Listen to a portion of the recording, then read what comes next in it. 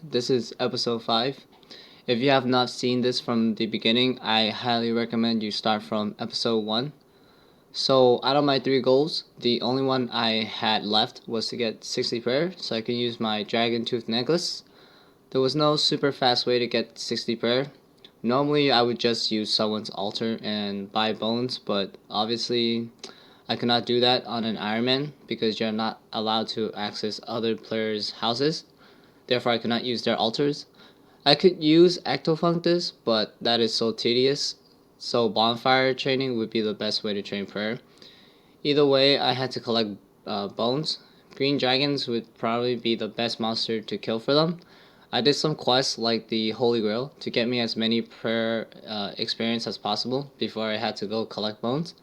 I also did the monthly D&D called God Statues for prayer experience. It also gives a nice chunk of construction XP. I highly recommend doing it because it is easy and fast to do.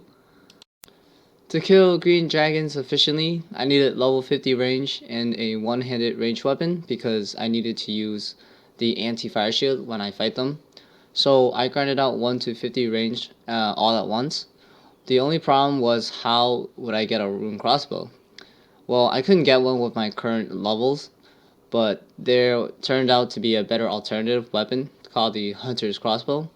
It has the same exact stats as the Rune Crossbow. Obtaining one is easy. All you need to do is go to Yanel's Hunter Shop and purchase one for 1.3k. The only other requirement is 37 Hunter to hunt the spiky cabettes and 32 Fletching to create the bolts for the weapon, which is all reasonably easy to get. I recommend doing Big Chinchompa for hunter levels because that's what I did. So I went to the green dragons in the wilderness dungeon, close to the wilderness home teleport, and I killed around 700 green dragons for 700 bones. Using those bones on the bonfire got me from level 49 to 60 prayer. So with that done, I can finally wear the split dragon tooth necklace. Let the Slayer grind begin. Slayer tasks where I used Mage were a breeze, since I had a level 60 God Staff, and I got to 70 Mage easily. That was my first level 70 skill on my Ironman. I also got 50 Slayer and 50 Defense, which meant that my Ghost Hunter armor upgraded itself to tier 2 with better armor stats. So there was still a problem.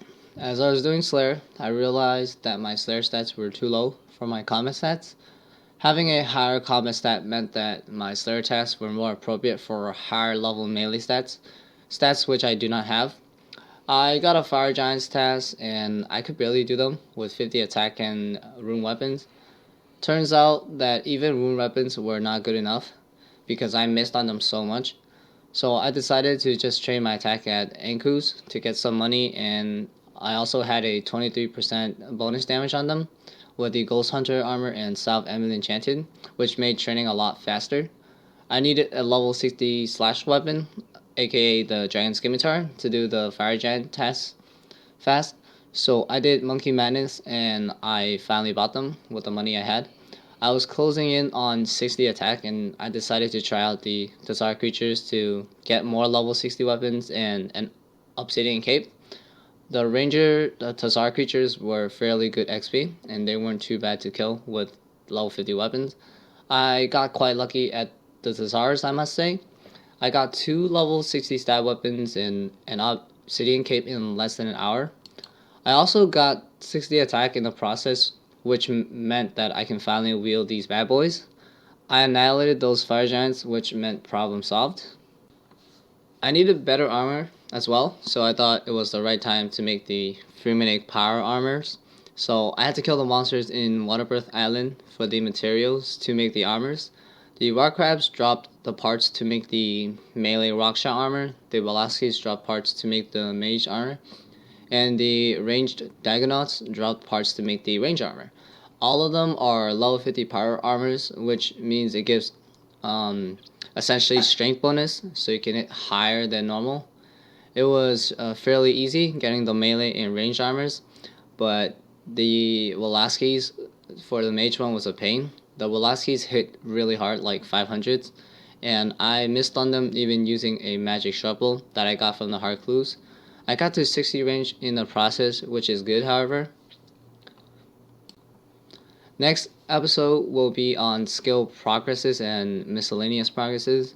There's just so much to do that leads up to bossing that I had to break them down into various subjects. In the future, my video progresses will not be as diluted, and the quality will be better as I'm still quite new at video making. So I hope you guys stick around till the end. Thank you for watching and see you soon.